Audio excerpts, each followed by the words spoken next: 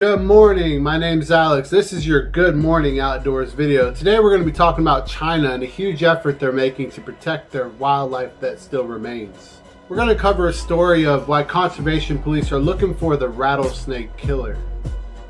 We're going to be discussing one of America's rarest birds and its life of isolation.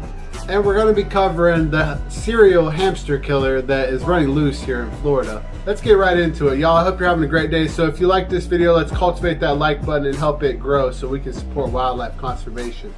China adds 517 species to the protected wildlife list. The wolf, golden jackal, and large spotted civet among hundreds of animals granted special status for the first major shakeup of the inventory in over 30 years. The Wildlife Protection Law, which started with a ban on the trade and consumption of wild animals in February of last year.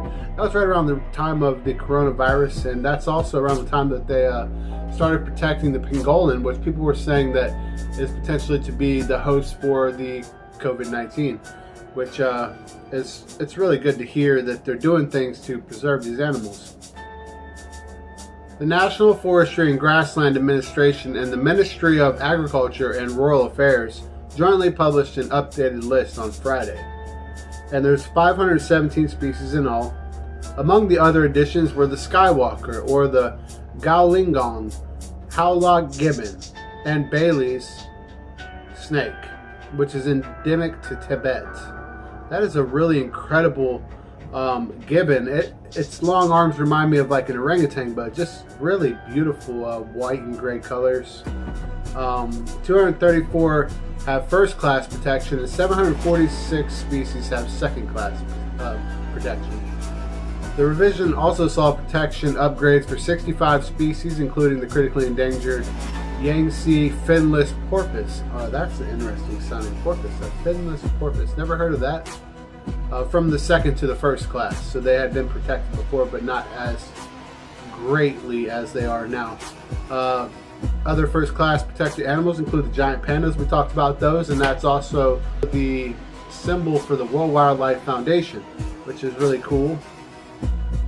The Tibetan antelopes and the red-crowned cranes, which red-crowned cranes are really beautiful birds, and they look so much like the sandhill cranes that we have here in Florida.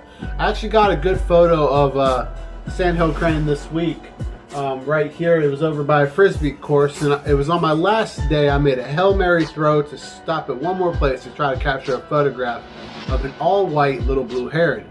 I'd yet to seen one, and I did a little more research. I found out that the all-white little blue herons were actually not a genetic mutation. It's just a juvenile, but still uncommon, and it is encouraging when you do see one because you know that you have a breeding population in that area. So back to the China wildlife now. The punishments for poaching or trading in animals with first-class protections are more severe than those with the second-class protection. Before Friday's announcement, the protected animals list had gone largely unchanged for more than 30 years, only after the adjustments came in 2003, when the musk deer was added to the inventory, and in June last year when the protection level for pangolins was upgraded from second to first class. Like I said, the pangolins. The treatment of China's wildlife came sharply into focus early last year when several experts sought to find links between the consumption of wild animals and the COVID-19 pandemic.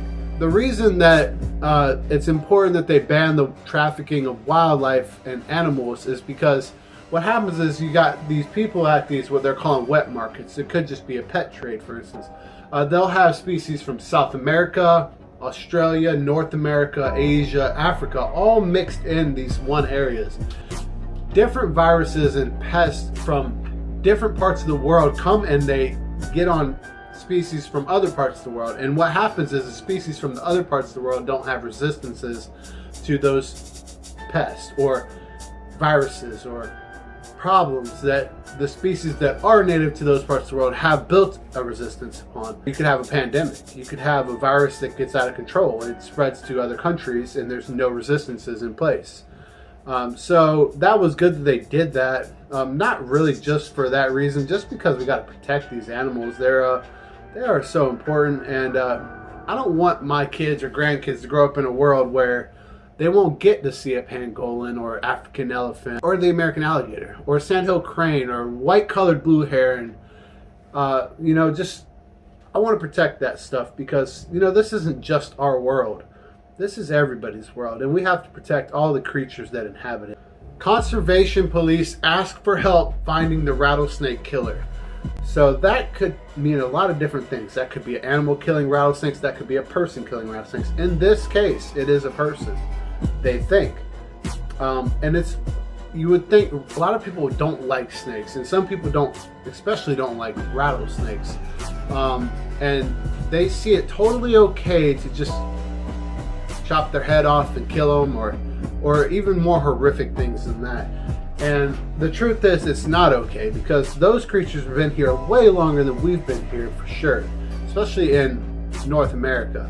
I mean, just around the world, those are prehistoric animals, and they serve a very important role in our ecosystems, a role that people overlook, and people's fear drives them into doing things that are crazy. So the Illinois Department of Natural Resource Conservation Police is asking for help finding the person responsible for killing a rattlesnake. It wasn't just any rattlesnake. It was the eastern Massaguga, the eastern Massachusetts rattlesnake, which I've never heard of, probably because it's not very common, which is listed as a threatened species under the Endangered Species Act. The EMR, or the eastern Massachusetts rattlesnake, and a water snake were found in January. A necropsy revealed the rattlesnake has a clear fracture to the cervical vertebra and a fractured right jaw. The water snake suffered similar injuries. Preliminary findings revealed that the cause of death appears to be trauma. So just somebody thinking that their life's more important than the lives of all the other things that exist on this planet. And the truth is, 6 people, roughly, a year in North America die from venomous snake bites. You have far better chances of winning the lottery or getting struck by lightning than dying from a venomous snake bite or animal bite of any sort altogether. And the truth is, the people who die or even get bit by these snakes, the majority of the time are messing with these snakes, disturbing these snakes. I'm not saying that every situation they were disturbing or messing with these snakes, but the majority of the time, the people were in the wrong. They were messing with these animals, and those animals were only defending themselves. So this guy's a big douchebag.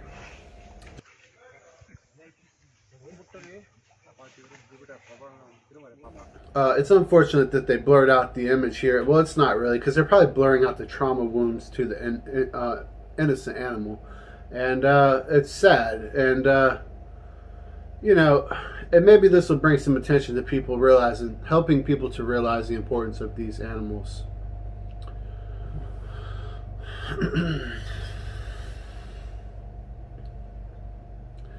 One of America's rarest birds lives on Alaska's loneliest island. Scientists are finally exploring their private kingdom. So this is kind of cool. They're called the bewitching birds, and they only nest here, in one of the most inaccessible places on the planet. It's really cool to see, like, when wildlife can thrive in the areas that humans cannot, because humans have survived and thrived in almost every environment here on Earth. A female McKay's bunting with a berry-stained feather poses for a meal. She lives in a secluded island off St. Matthew with all the members of her species. So all of them live there.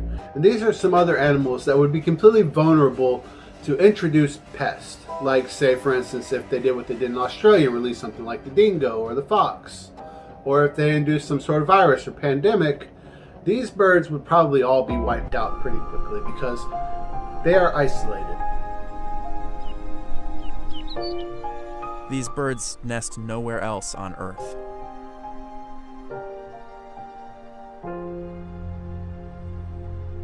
Early expeditions described the buntings like snowflakes in the sky. It's a behavior seen only in the early breeding season. Males perform this beautiful, arcing display flight, singing as they float down to advertise a choice crevice. And if they're lucky, an interested female will inspect the site's potential for building a nest. We watch as she gathers a bill full of bright feathers to line the deep crevice. And it's pretty much sheer luck that they're able to survive only on one small environment or niche. There's no trees there. McKay's buntings, brilliantly white birds that drift to the earth in graceful sweeping arcs. The bird's bewitching mating ritual and nesting occurs only here, in one of the most inaccessible places on the planet. Precious little is known about their world. Researchers are aiming to change that. So it's good that we're researching them, because you never know when the photograph is the last known photograph of a species, like we talked about with the ivory-billed woodpeckers or the parakeets that used to exist here in Florida. And now the only parakeets you'll find here are, like I just saw in Tampa, non-native species of parakeets. The birds were named after naturalist Charles McKay, who first collected specimens of the bird. These buntings are so evocative of winter flurries that for years they were known as McKay's snowflakes. They look like little snowflakes. They're cute. This is them setting up their research station, and they're right there on the coast. I won't go into all the details on this article. If you want to read it, it's on the Discover, the magazine website. And then the title is one of America's rarest birds lives on Alaska's loneliest island. Scientists are finally exploring their private kingdom. So we'll leave it at that. But here's another story about the hamster serial killer. And it could be kind of funny, but it really isn't funny. A Florida man killed hamsters to relieve stress and anger, authorities said. 8 freaking hamsters. A Florida man killed at least 8 hamsters in an effort to relieve stress and anger, and left the remains of a mutilated animal in a bloody smeared box on the side of the road. There is only one place for anyone who violently abuses animals, and that's jail. I don't think that's what they were implying, but jail. Animal cruelty can never be justified. We are hoping that we will address this situation and connect this individual with the mental health services. He needs it. I wouldn't hang out with him. I wouldn't trust a guy like this. Like, why are you killing hamsters, man? What's your real intentions here? He is facing a felony animal cruelty charge following his arrest by the Collier County Sheriff's Office. Studies indicate animal abuse can escalate to other crimes. Like I said, I wouldn't trust this guy.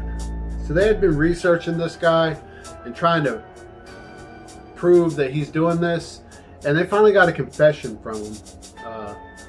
And, you know, this guy really does need help. For the fact that he admitted he did it is him calling out saying, I think I need some help. So if you know anyone or see anybody that may be admitting some flaws in their life, take them seriously, because they may be calling out for help, whether you realize it or not. And don't always just brush people off that are calling out for help, because you never know the implications if they don't get help. I hope there's help out there for him. At this phase in his life, I hope it's not too late for him to get help. But I just want to throw that out there. Why the title was kind of odd.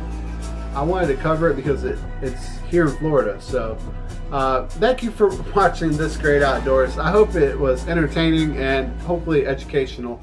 We'll see you next time right here in the Great Outdoors. Peace.